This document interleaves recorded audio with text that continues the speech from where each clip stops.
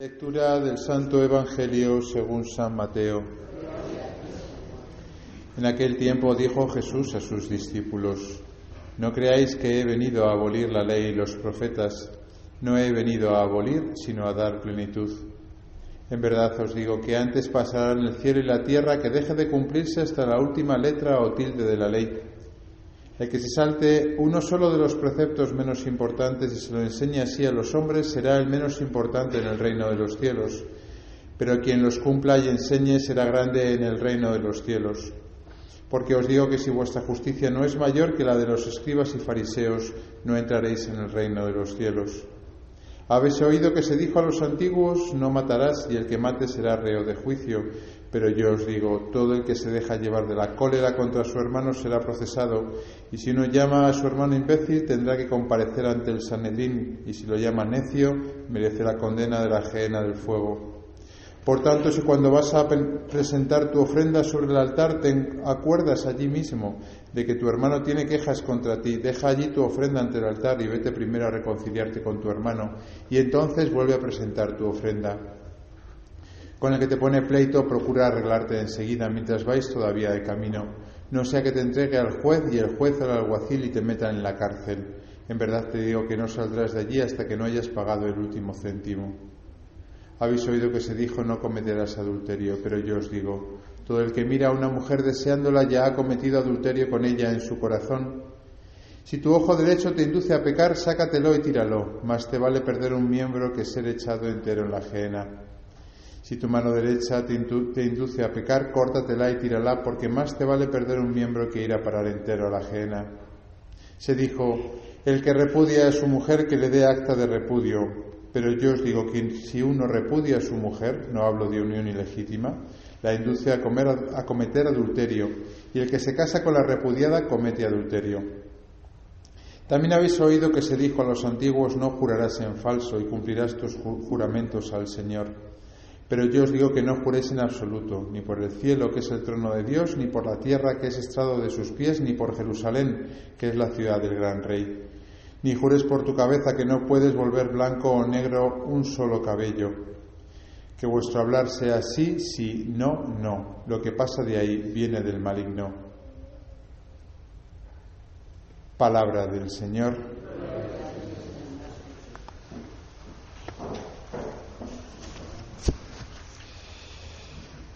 Está claro que las lecturas de hoy nos hablan de la ley. Hemos comenzado diciendo en el libro del Eclesiástico: si quieres, guardará los mandamientos. Hemos dicho en el Salmo: dichoso que camina en la ley del Señor. Y acabamos de escuchar, de proclamar el Evangelio, en el cual el Señor nos habla de que no ha venido a abolir la ley, y que el que se salte uno solo de los preceptos menos importantes será el menos importante en el reino de los cielos. La verdad es que no es fácil de primeras entender esto de la ley, esto de los mandamientos. De hecho, se nos ha acusado a los cristianos, ¿no?, pues de que somos legalistas, ¿no?, hasta el punto de que somos, pues yo qué sé, pues por ejemplo, puritanos en el campo de la sexualidad, ¿no?, de que tenemos una mentalidad al final que se rige por normas y además por mandamientos que nos prohíben, ¿no? Entonces, claro, uno se asfixia. De hecho, es lo que le pasaba a los judíos. Los judíos tenían 600 y pico mandamientos que al final ni ellos mismos podían cumplir de tantos mandamientos que tenían, ¿no? Y claro, la idea que tenemos de Jesús es que, porque en otros textos del Evangelio viene, ¿no?, parece que Jesús viene como un poco a liberar todo eso, ¿no? De tal manera que pues da la impresión de que ya no importan los mandamientos tanto, ya no importa la ley, ¿no? Incluso oiréis a sacerdotes pues decir, bueno, pues que al final los mandamientos, bueno, pues o la ley, que bueno, y a veces escuchas esa frase que no me gusta nada porque se malinterpreta mal, de ama ya lo que quieras, que decía San Agustín, que habrá que ver si se traduce o no se traduce así. Claro, si eso fuese verdad, este evangelio está descolocado. Porque este Evangelio Jesús dice todo lo contrario. Dice que hasta el último precepto se tiene que observar y que la ley del Antiguo Testamento sigue valiendo. Entonces uno se hace un poco un lío a veces y dice, pero vamos a ver, que ¿dónde estamos? ¿En el Antiguo Testamento? ¿Estamos en el Nuevo Testamento? ¿Estamos en la ley? ¿Estamos en la gracia? San Pablo, de hecho, dedicará varias cartas de estas como muy teológicas a intentar explicar un poco todo esto, porque había muchos judíos que se convertían, y los judíos, como venían de toda su tradición, que era muy legalista, cuando llegaban al cristianismo, pues entraban pues con lo que llevaban, y lo primero que le decían es: me tengo que circuncidar, porque si no me circuncido, pues no soy tampoco buen cristiano. El mismo Pedro, que parecía que había ganado como mucho en libertad, sin embargo se echó atrás cuando vinieron judíos y se convirtieron. Pero Pablo, de hecho, le echó la bronca en público a Pedro y le dijo: si tú no vives ni siquiera como judío, ¿qué vas a exigir a estos que no han sido nunca judíos, que iban como tales? Bueno, un lío total. Vamos a ver si ponemos un poquito de orden en todo esto. Yo creo que muchas de las cosas que a veces nos cuestan entender es cuestión de meditarlas y de poner un poco de sentido común y mucho de nuestra experiencia. Luego hay un punto de fe, pero de primeras, si uno pone la experiencia, explica muchas cosas, ¿no? Y normalmente ciertos ejemplos humanos, como el amor humano, o como en este caso el caso del crecimiento humano, nos ayudan a entender ciertas cosas, ¿no? Si hablamos de la educación, podemos llegar a entender que educar a un niño significa transmitirle o sacar de él, si queremos hacerlo desde dentro, ¿no? Pues aquellas valores y virtudes que son buenos para vivir, ¿no? Y que esa persona pues que tenga en concreto, porque cada persona tenemos pues unos ciertos valores, ¿no? Y entonces, pues hombre, lo ideal pues que es que una persona de 20 años pues vaya a la universidad porque quiere estudiar, o trabaje porque quiere trabajar, y se levante por la mañana él solo y sea capaz de ser responsable y sacar su tarea y de ayudar a sus vecinos y a sus padres si ya están mayores. Y no sé, lo que uno se puede imaginar de un chaval de 20 años, ¿verdad? Pero claro, para llegar ahí hay que educarle. Entonces, todos podemos imaginarnos, ¿no?, que a un niño de 20 años tú no le vas a prohibir meter los dedos en el enchufe. Si quiere meter los dedos en el enchufe, el chaval de 20 años, pues que se ponga los pelos para arriba cuando meta los dedos en el enchufe y se electrocute, que ya tiene edad suficiente para hacer lo que le dé la gana. Pero a un niño que está gateando por la casa, a un bebé, si ve la mamá que va a meter los dedos en el enchufe, no le dice: quita, hay que dar libertad. Porque la libertad es el mayor de los dones que Dios nos ha dado. Es la plenitud de la educación. Sí, claro que es la plenitud de la educación y el mayor de los dones. Pero tiene 1 año, no sabe. Hay que darle un manotazo en la mano para que aprenda, y además lo aprenda claramente, que cuando vuelva a hacer eso se le vuelve a dar un manotazo en la mano, porque eso no lo tiene que hacer. Luego todos entendemos que hay un proceso en la educación de un niño y que por tanto a nivel espiritual puede pasar exactamente lo mismo. Y que lógicamente cuando uno empieza a formarse espiritualmente hay muchos manotazos y Dios te dice: no, la ley te dice por ahí no, luego haz lo que te dé la gana, por supuesto, pero te dice no. Incluso a veces te puedes llevar una reprimenda en algún momento dado por haber hecho algo que no tenías que hacer espiritualmente. Es que no he ido a misa el domingo. Pues mal. Ahora bien, ¿cuál es el objetivo de esa educación? Que cuando tengamos 20, 30, 40 años estemos reprimidos y tengamos que hacer las cosas porque es que el 4.º mandamiento nos obliga a la misa todos los domingos. Hombre, pues espero que ninguno de los que están aquí estén por pura represión o puro mandamiento. Hombre, no, llega un momento dado en el que uno dice: hombre, ¿qué menos que darle al Señor un ratito, media hora? Bueno, conmigo un poquito más, casi 1 hora, ¿verdad? 1 hora, un día a la semana. Que se enrolle la homilía del cura. 1 hora, un día a la semana, el día de la resurrección, qué menos. Es que incluso lo necesito, incluso si puedo voy antes y me confieso y me quedo después y rezo el rosario y hago un parón. O sea, uno lo va asimilando, lo va haciendo propio, como el chaval de 20 años que no hace falta que le levante su madre para ir al colegio. Él solo se levanta porque quiere estudiar y va a la universidad, o se va a trabajar porque quiere tener un dinero. Luego hay cosas en la vida espiritual que al principio nos cuestan, son obligadas, y es bueno que se nos obligue, y que con el tiempo eso llega a una plenitud. Es lo que Jesús viene a decir hoy en día. Obviamente no vamos a quedarnos en la represión y en el Antiguo Testamento y en la ley y en el legalismo y en el mandamiento. Si nos quedamos ahí, malo. Tenemos que crecer. De tal manera que no dejamos de pecar porque tenemos miedo a condenarnos. El miedo a condenarse es un primer paso, que no está mal. Que no está mal. Que a veces en esto somos un poco espiritualistas. Que no está mal. Precisamente porque tenemos el pecado original. Y cuidado, que podemos tener ya 50 o 60 años, o ser sacerdotes u obispos, que hay que tener cuidado. Y la ley está muy bien. Y Jesús dice que no la quita, que no la va a quitar, porque sabe que tenemos el pecado original y que siempre podemos tender por la concupiscencia a meter la pata. Ahora bien, dice, hombre, no te quedes ahí. Si no pecas, es no porque estés reprimido, sino porque sabes que eso no te hace bien, que no es bueno para ti. En cualquiera de las cosas que hemos visto por aquí, ¿no? El tema de no matarás, que dice el Señor.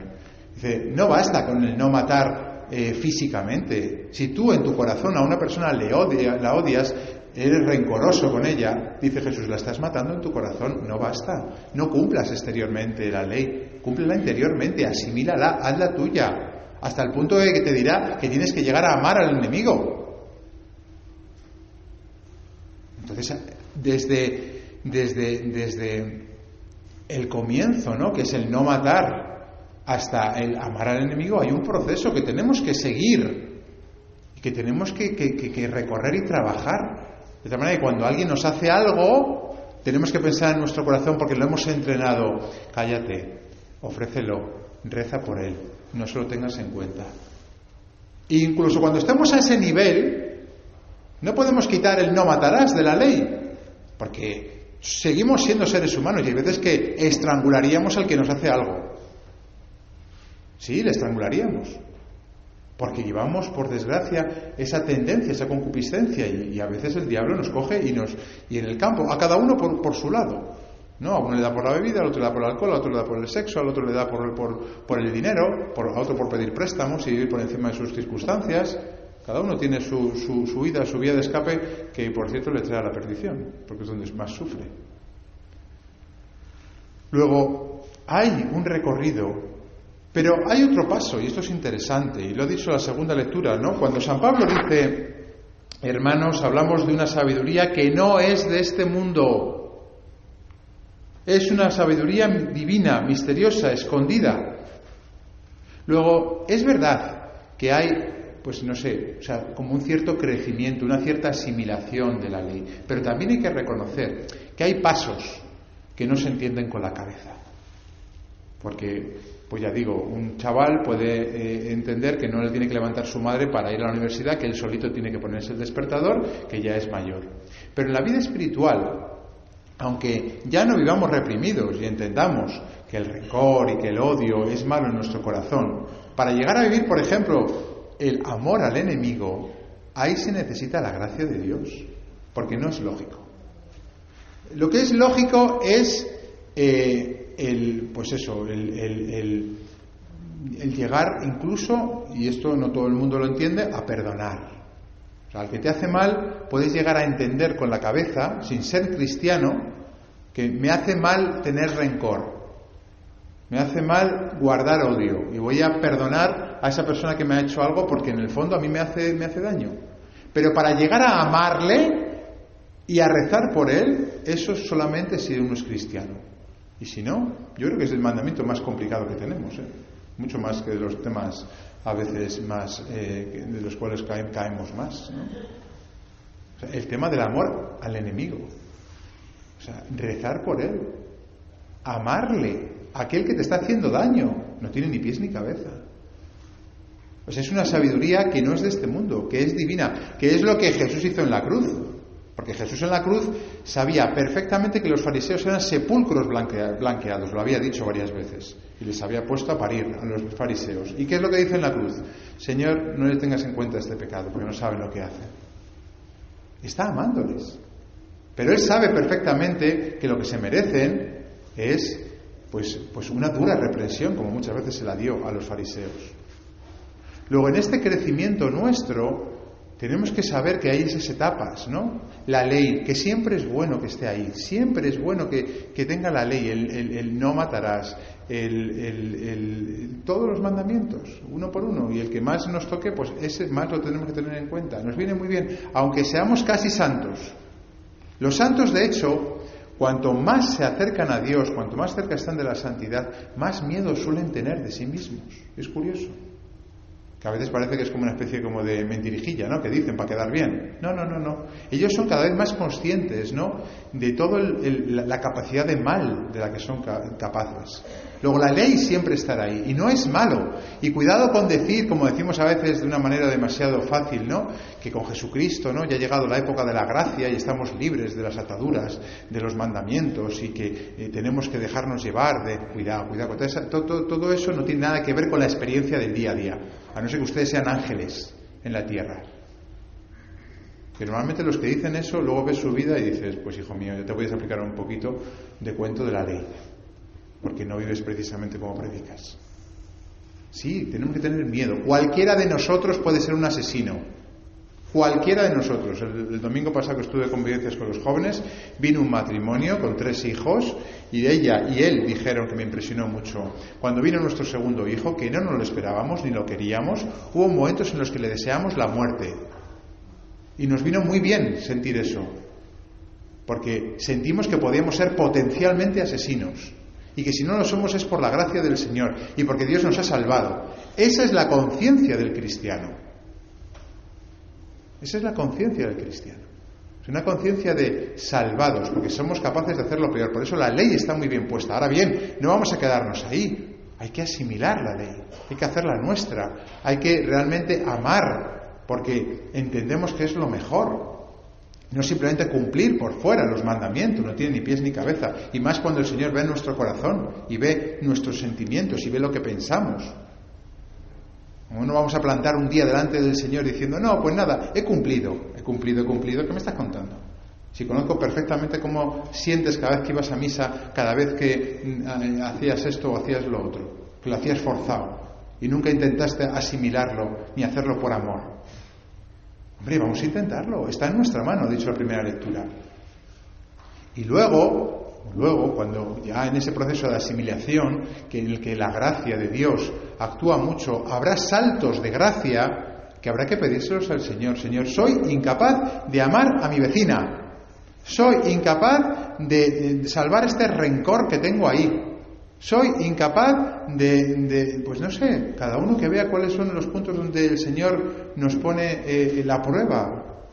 Y hay que reconocer que en esos momentos hay que pedir, hay que gritar, hay que suplicar la gracia de Dios.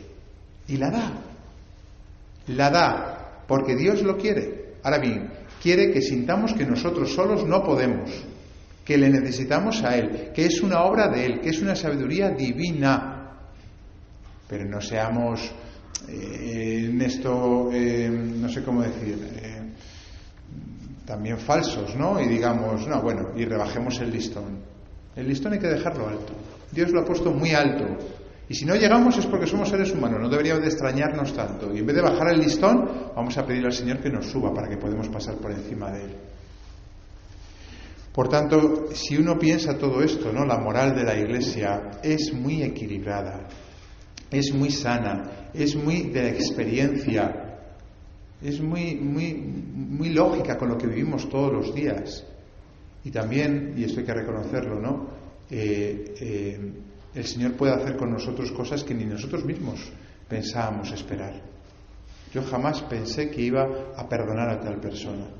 Yo jamás pensé que iba a ser capaz de superar este vicio. Yo jamás pensé que iba a ser capaz de...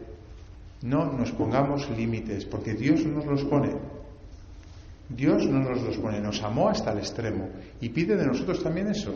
Y cuando nos duela y si nos parece que es difícil lo que Él nos pide, pues supliquémosle para que nos lo conceda. Que así sea.